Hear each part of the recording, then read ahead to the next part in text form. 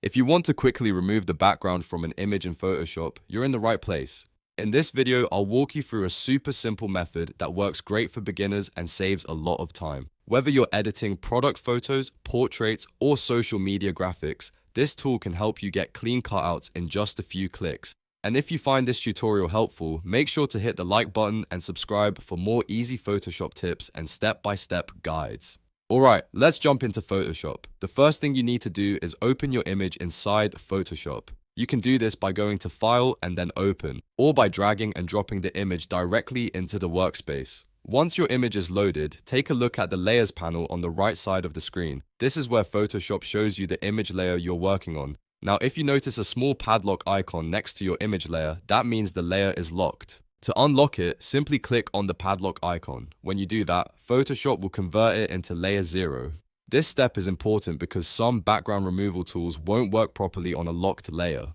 Next, you want to open the Properties panel. If it's already visible, great, you can move on. But if you don't see it, go up to the top menu, click Window, and then choose Properties. The Properties panel will appear, usually on the right side of the screen. This panel gives you access to different settings and quick tools for your selected layer. Once the Properties panel is open, scroll all the way down until you find the Quick Action section.